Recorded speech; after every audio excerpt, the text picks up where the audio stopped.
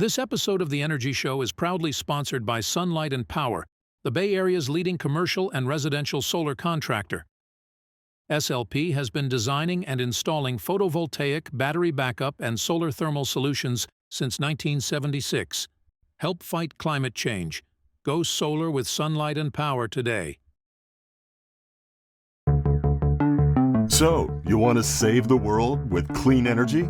Make money doing it? Confused about the economic and technical realities of residential and commercial solar, batteries, heat pumps, EVs? Want the real-world scoop on new energy technologies, not manufacturer hype? Then tune in to the Weekly Energy Show, hosted by Barry Cinnamon. Insights from Barry's 40-plus years in the solar and energy industry will help you understand the future ways we'll generate and consume energy. And now, here's Barry. Welcome to this week's Energy Show. Now, there's a lot of discussions about renewable energy investing. It kind of goes up and down. But I think back 20 years ago when the investments started in the solar industry, the industry was tiny. Solar panel prices were projected to come down, but nobody really knew the timeline for that. And we were still having these huge price spikes from raw material shortages. It's like there's a silicon shortage. It's amazing that happened. And then about the same time, 20 years ago, the Chinese manufacturers started to do a lot of production, making huge investments. And there was just still a ton of uncertainty. The market segments that were active were kind of three little segments. There was residential, there was commercial and industrial, and there was a utility. And I have to say back 20 years ago, the C&I was probably the biggest segment. But all of these segments required subsidies to jumpstart the industry. There were a lot of pilot programs. It was very tricky to invest in these brand new industries. Now, one of the far-sighted investors and advisors is Gerard Reid. Now he's the partner and co-founder of Alexa Capital and also a fellow podcaster. I've known Gerard since 2006. He was a very early solar investor. He's had a terrific career in the industry and now the energy industry as a whole. And at the time, I was a CEO of a very early solar company. So we helped each other out a lot 20 years ago. So welcome to the show, Gerard. Oh, it's great to see you again. It's great to be on the show. Great to reconnect too. And I just found you because I saw this energy podcast with Gerard Reid. And I said, oh, I got to listen to that. And it was a perfect podcast. But anyway, just getting started. Tell us a little bit about Alexa Capital and what kind of services you guys provide.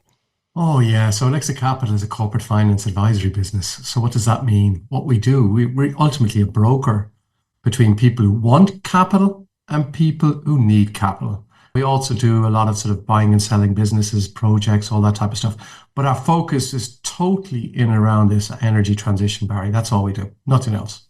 Yeah, I was looking at your website. There's in lots of different categories. How has that advisory business evolved from the early solar days to today? But you know, when we set up the business about 12 years ago, we decided not to do solar because it was just chasing subsidies and it was commoditized in Europe and we said, let's go into areas where people are not thinking about. And we actually went really early into storage. And there was a US European business called Unicus actually that we financed, and it was the largest system integrator in North America and Europe about 7-8 years ago. We did a financing, then brought First Solar in, Panasonic, and then eventually sold that business. And sort of that's what we've always been doing since then. You know, the question is whether we're at the leading edge or the bleeding edge. That's the question I still haven't really managed to answer. But it's a lot of fun. I get up every day with a smile, Barry, you know? Yeah. And storage is where that's where the name of the game is. And we're very excited about that. So you've got an accent. So yeah, you're European, British Islands, iron. But what are some of the differences between the US and Europe's energy politics? Oh my God. Well, seriously, the crazy thing, even though we've got all these different countries in Europe, we've got one energy policy. I mean, it's hard to believe because you look in the US, each state has their own energy policy. And for example, Texas is an island, you know, not even connected into the federal system in the US. We don't have that, right? Ireland is on the west coast of Europe. It's connected to Germany, right? And we have very similar rules in terms of what to do and what not to do. That's number one. And number two, we also have a deregulated market. And what I mean by that is that the grid operator owner is not allowed to own assets. And actually the retailer also tends to be separate as well. So we have a real liberalized market where we also have a separation of ownership across the whole system. And the idea being that you should have competition in generation and you should have competition in and around the customer base. And again, you don't really, maybe Texas has a little bit of that, but most of the US, you tend to have a regulated market and you have a regulator decides, what prices are paid and what returns are made. In Europe, it's not like that at all. Yeah, right? yeah. And then, regulated, that's something that we've been regulating the power markets for well over 100 years. And that could work, but it only works if the regulations are done properly, if they're really regulating as opposed to just encouraging the utilities. And unfortunately, what's happened in the U.S., particularly California, the regulators are in the pockets of the utilities. It's just the policies end up being terrible. All right, so let me kind of dive in a little bit more. Are there any incentives for residential and commercial customers to put in solar and storage on their facilities? Yeah. So we had, and we still have certain countries across Europe, you have what's called a feed-in tariff. And the idea of a feed-in tariff is if you produce power, you sell it into the grid at an agreed price. And if we think back, Barry, when we first met, the feed-in tariff in Germany at that time was about 40 euro cents. That was about 45 cents for selling it into the grid. While today, that residential customer is probably getting 7 or 8 cents across Europe, right? So that's the massive reduction we've seen in power prices. But the interesting thing, though, is why would I feed it into the grid at 7 cents when I'm buying from the grid at 35 cents? Okay? And why that's means is you go, well, let's just use that solar myself. Of course, yeah, but you can't use all the solar because you're not at home. What you do is you put it in a battery. And that's quite interesting. So what that means, if you go to a country, say like Italy or Germany, 75% of solar installations will have a battery. There's no subsidy on the battery. It's because of this. Now, in the United States, you have net metering. So you don't need it because your meter goes backwards, right? Now, I know that's changing, but that's a really, really big difference. And the other thing I would say as well is, generally, compared to most US states, European countries and European consumers pay much more for electricity. And that gives them an incentive to go and, put in decentralized energy solutions without a subsidy, right? And that's one very big difference, I would say. Yeah, it's interesting. I feel like I'm in Europe right now because what happened in California, because of the control of the PUC and the policies, the poorly regulated utility, basically we have no net metering anymore in California. When we're really cranking, we get basically less than a cent.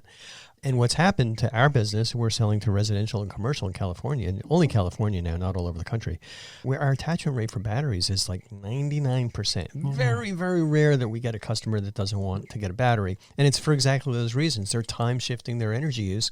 In my house, it's like 64 cents a kilowatt hour in the afternoon, evening, and night, or afternoon and evening, and like 35 cents during the day. And so it makes so much sense to just time shift that energy use. The bummer is that we can no longer generate credits on our bill, but we'll see where that goes. Now, I also remember in Germany they had the KfW bank. So not only was the paperwork almost non-existent, but there was like built-in financing. Do you still have built-in financing in parts of Europe? Yeah, well, let me just explain that. If you take the US system of tax credits, that's complicated, right? It requires a lot of structuring. If you take a feed-in tariff where you're just, whatever you sell, you get a guaranteed price for 20 years, that's really easy to finance. So what that means is, for most people who would have a feed-in tariff, you're probably putting in 5% equity and 95% debt because it's a sure thing. And it's a sure thing because you've got this contract. But secondly, you've got a solar system that will last 30 years, right? It won't even last 20 years like the feed-in tariff. It'll go on beyond that. And that gives people great security, which means you can put low-cost debt in and around it. And that in turn even, scales the market even more because it means you don't have to put a large amount of equity in. And that's what's happening. So that expansion that you talked about with the KfW, it's not just the KfW anymore. All banks are doing this across Europe, right? Banks, just so regular they've got banks. used to it, Ricks. Yeah. So it's really a big thing to go and do that, right? Yeah. So the financing, easier, cheaper, banks do it. And then also, this completely blew me away. The first time I traveled to Germany in 2007, I went there to find out why the cost for installations were half of what they were in the U.S. And nobody could tell me why it was half, because we were paying the same price for the solar panels. I kept asking, like, why, until I remember going to an installer somewhere in Germany.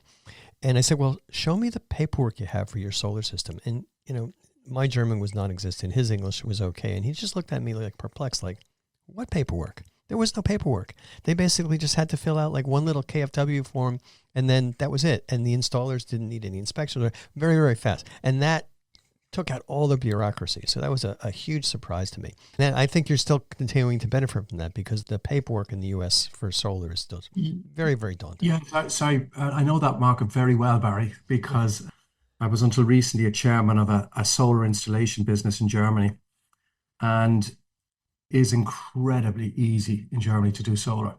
You don't need any planning permission. You don't need there's no fire regulations, nothing. And in fact, you'll come in and out in a day and install solar and batteries. And they've done a really good job of optimizing installations and. So yeah, very, very simple. And it's not just Germany. Really, that's across most of Europe. It's really just, installation costs very low. So, I mean, I'd ask you the question, Barry, what do you think we're talking dollar terms, what do you think like the fully installed cost of rooftop solar are per watt at present across Europe? I'm guessing it's between maybe €1 to €1.5. Exactly. Right. Yeah. And so we had a little bit of a fat market the last 2 years, but it's, the margins are coming down, but you're installing at the low ends there. Yeah. And we're about, $4 or so here in expensive Silicon Valley, and we pay more for panels. We can almost never get a project done in less than 30 days. Ton of paperwork. It's getting a little bit better, but it's still pretty painful. All right, I just had a couple questions about some technologies. Are you guys doing any virtual power plants or vehicle to grid technology installations? Oh yeah, absolutely. So if you believe it or not, I got involved in my first vehicle to grid project about 7 or 8 years ago. Very early, Barry, very early. It's very clear that's a game changer. It's a game changer, absolute game changer. And actually, it's not even just vehicle to grid, it's also vehicle to home. Right? I think this is also very, very, very, very, very important, right? Yeah. So you think I've got a battery at home, so and I sort of go, well, why wouldn't I use my electric car the same as I use that battery? And that's sort of where we're going. So the regulations are changing in and around it. The bottom line is, why would you not use this huge battery for the benefit of your building and the grid? And what's going to happen is we will. But in the U.S., we won't, and I'll tell you why. And it's a nightmare. The reason is that the utilities don't want you to use that battery because they would rather have the batteries at substations. They would rather have batteries at the transmission locations because they make an enormous amount of profit on those batteries. And if we're able to connect our vehicles like that, it's going to be tough. So they're allowing this kind of amorphous vehicle to grid back and forth, bidirectional charging. I don't think that's going to take off. I have a Ford Lightning truck with a 131 kilowatt hour battery in it. I can charge that up at work during the day for basically free. I mean, it's 6 or 7 cents a kilowatt hour. The solar, is on our roof. It's not that expensive. And then I just take it home and I plug it into my home battery system, but I can't use that energy and send it back to the utility and get credit. They won't let me do that. But if the system goes into off-grid mode when I want to draw that power from the vehicle, it's easy. And there's 2 vehicles right now in the U.S. that have big AC outputs, the Ford Lightning and the Tesla Cybertruck.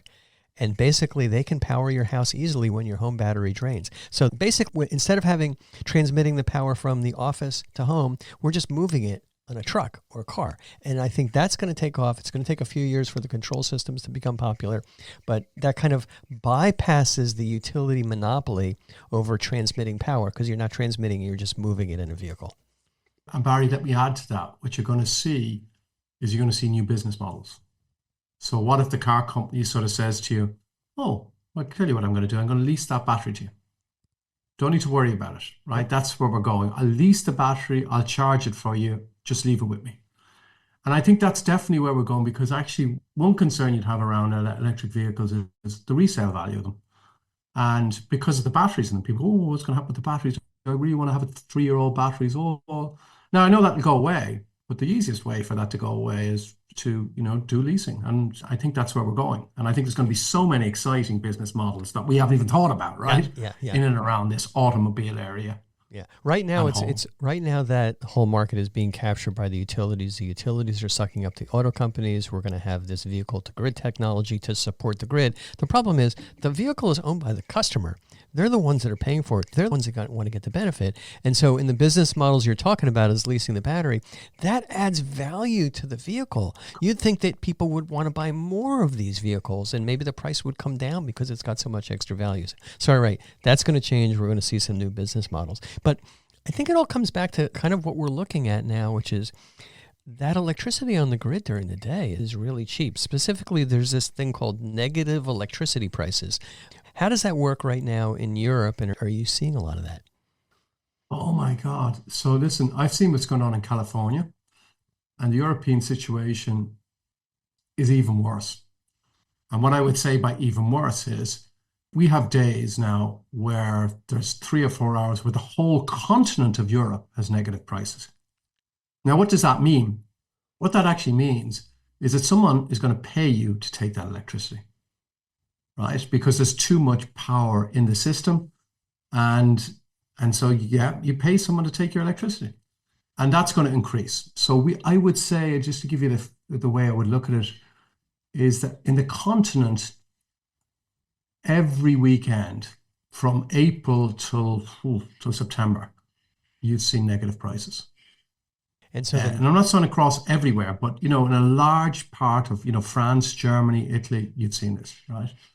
And so now the issue that we have is that often cases there are not flexible tariffs in place. The customers, maybe the smart meter rollout hasn't happened, and customers are not able to benefit enough from that. But we are seeing it happening. And I look at, say, if you go to the UK, there's a business there called Octopus Energy, and they're at the forefront really of smart tariffs and making it really easy for the customer to benefit from this, right? And that's sort of where we go. We need to have this customer engagement in this, right? Yeah. I see what's going to happen in the U.S. is that people are just going to put in batteries and they're going to be just sucking up that power. And it's too bad that customers, the businesses and the homes can't benefit from that yet. And I kind of keep a little bit of an eye on Octopus and I see what's happening with smart rates. But because of the regulatory structure we have in the U.S., whatever rates we end up with will eventually benefit the utility because they're going to be maximizing their profits. When they're negative prices, who pays for that? Does the solar farm or the wind farm pay for that? They pay extra to just put that power on the grid? Oh, so actually, do you know what the very interesting thing is? Most of the guys paying for this are actually the nuclear fleet, because the nuclear fleets are oftentimes, and I just actually saw this recently, what you're now seeing with the nuclear fleet is they had to make a decision. Do I keep the plant on or do I ramp it down? Because they know every weekend, oh my God, we're going to have negative prices. And so what we're seeing now is the nuclear fleet's actually beginning to turn off at the weekend because they don't realize it's happening every weekend now, because otherwise they pay. And we've got something in the market which is, the power markets are generally complex, but ultimately what has to happen is you have to, nearly all the parties in the system, except for those that have, let's say, old renewable installations and old feed-in tariffs, they have to take care of this balancing. So in other words, if there's too much power in the system, they're in trouble. So they have a choice. Do they switch off or do they put a battery in or something like this? And what you're seeing actually is any new generation, particularly solar, that's coming online, people are putting batteries beside it because they know it's going to get worse. And that duck curve that you have in California, where actually you're seeing a large amount of batteries taking that duck curve and flattening it out, the same thing is beginning to happen here as well. Yeah. And the problem with nuclear, it's cheap, but those plants really aren't designed to ramp up and down. So it's very hard to restart it or slow it down. It is. You're absolutely, and it's going to get worse for them. So I'd make a prediction really. I think that you're going to see a large amount of the nuclear fleet across Europe. If we continue to build out solar the way we are, you're going to see it closing down every weekend. That's what's just going to happen, right? Well, because otherwise they're producing too much power in the system and they're in trouble, right? Yeah, and it's striking to me that we're trying so hard in the U.S. to build new nuclear plants, and Bill Gates is a big proponent, and there's these small modular reactors. But boy, the last plant that came online in Georgia, a Vogtle plant, it took over 20 years. And it's like $20 billion or more. So no utility in their right mind is saying, I want to put it in a nuclear plant. They're just going crazy with solar and batteries. And this is a really interesting thing. If you think of it, that this year we're going to build 500 gigawatts worth of solar across the world. That's what we're going to install. And you sort of look and go, well, how much nuclear are we going to install? Maybe 3 or 4 across the world. I mean, it's the mainframe computer versus the iPad. I mean, they have no chance. No chance. Right? I know, but there's people pushing it like crazy. So let's talk about something that may have a chance, and I'm sure you're probably looking at investment possibilities. What about green hydrogen in Europe? So I think the US has much greater opportunity in the green hydrogen space than Europe. And I'll explain why. You have the infrastructure, right? And that's number one. I mean, you have the oil and gas infrastructure. You have the know-how there. And secondly, the other thing is you've got brilliant pipeline infrastructure, right? So think of it like this. You use ammonia. You have an ammonia pipeline that goes up the Mississippi River. This is pretty amazing because you can then go and actually use this you can, rather than create hydrogen, you can use ammonia and you can use it as fertilizer and it's cheap. And the other thing that you have in the US, which is if you take places like Texas, just the capacity factors, which means the amount of solar and wind that are in the system generating electricity is very, very high compared to Northern Europe.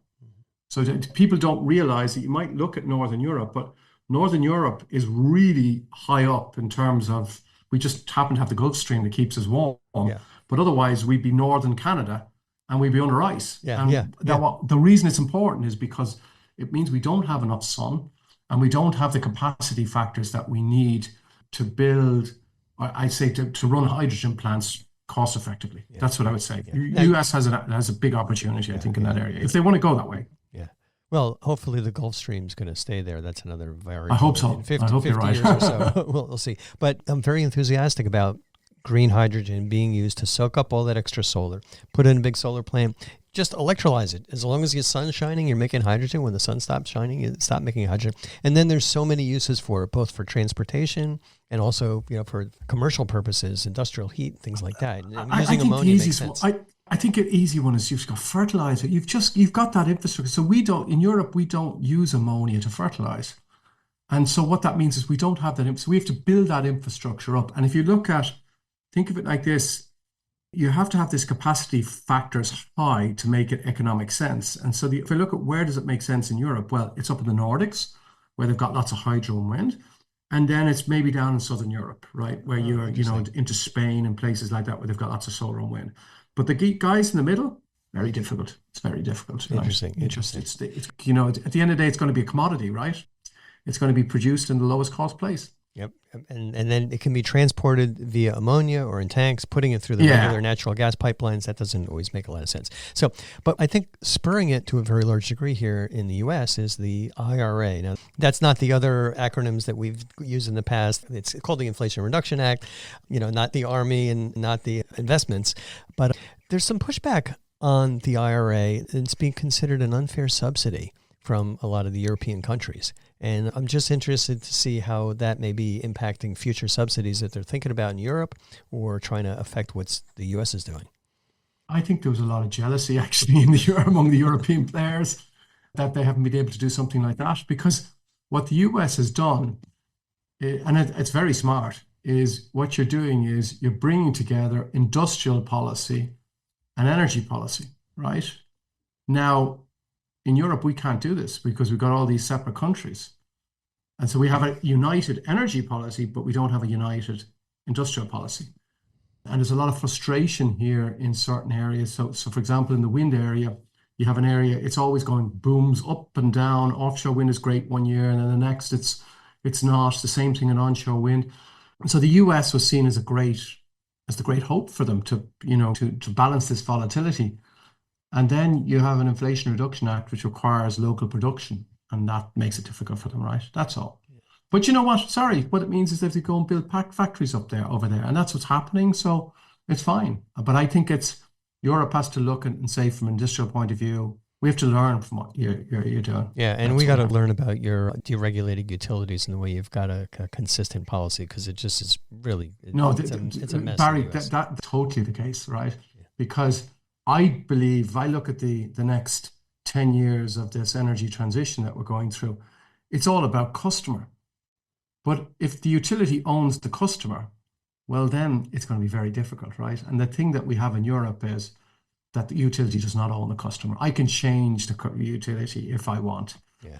Right? That's the big difference. Yeah. And that means you have got a lot of innovation in and around new business models and stuff like this. And the other thing is, up to now, we don't have tariffs on Chinese imports, which means our solar panels, inverters are much cheaper than what they are in the US. Yeah, which makes it tough for domestic production. The US is probably going to continue those tariffs. And it's been 15 years since we've been trying to build or rebuild the solar manufacturing in the US. And maybe we're making progress, but 10 cents a watt in China versus 30 cents a watt here, it's really, really tough.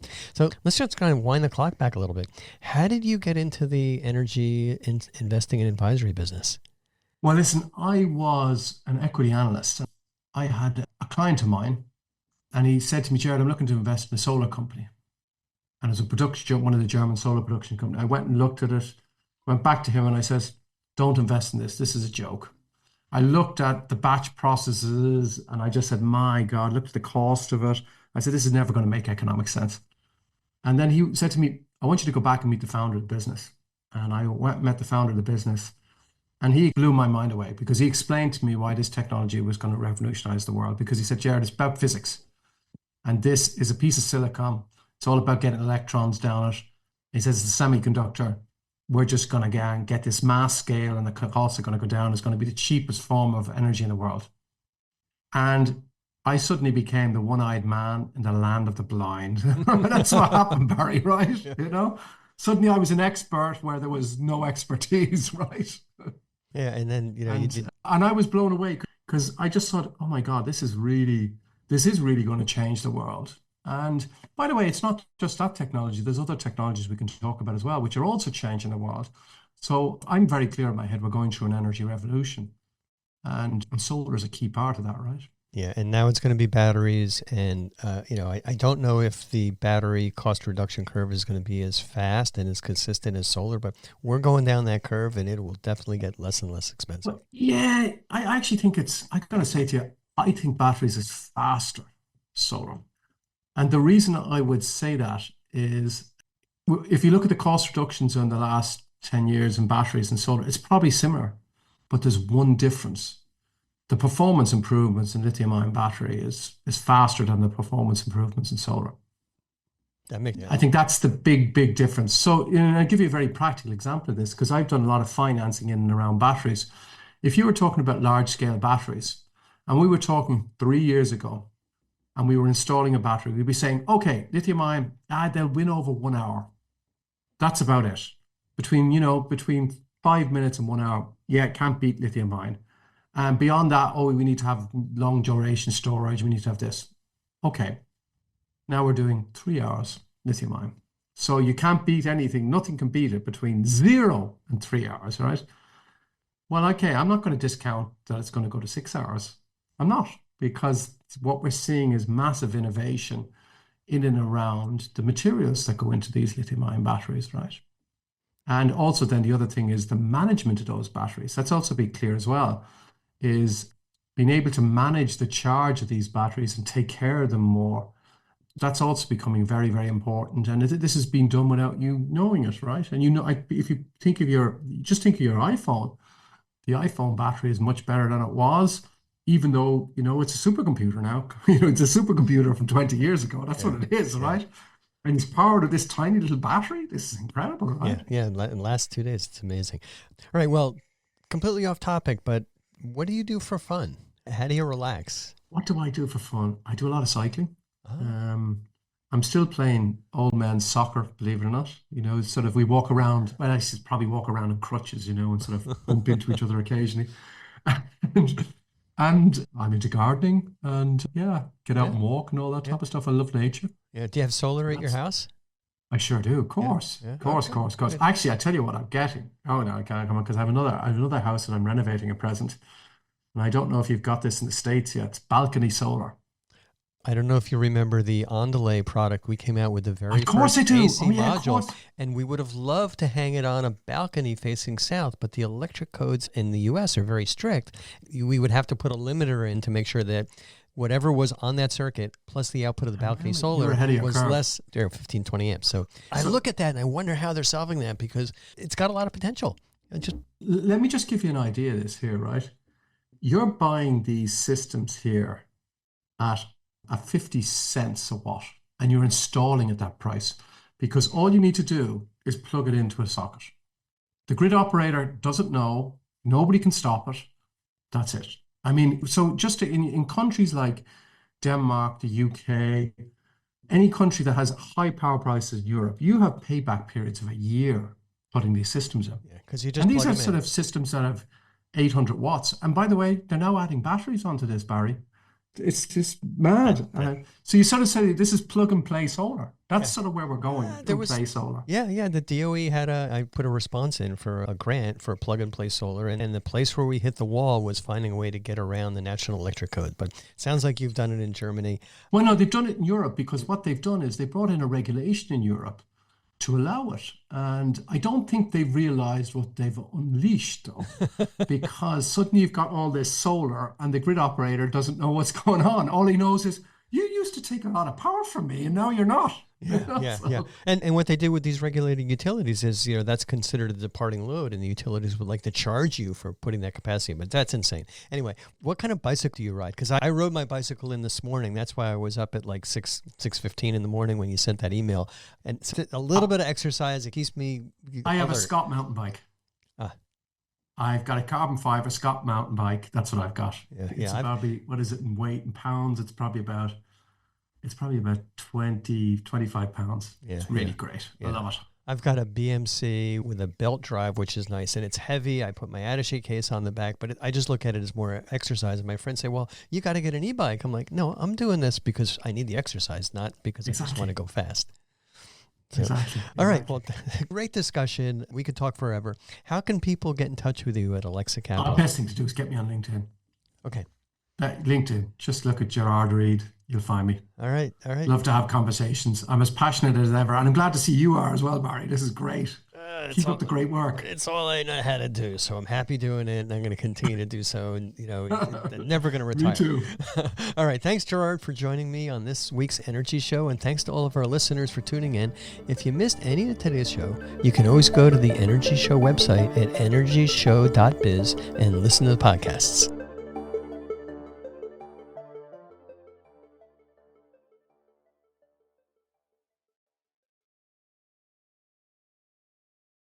This episode of The Energy Show was proudly sponsored by Sunlight and Power, the Bay Area's leading commercial and residential solar contractor. SLP has been designing and installing photovoltaic, battery backup, and solar thermal solutions since 1976. Help fight climate change. Go solar with Sunlight and Power today.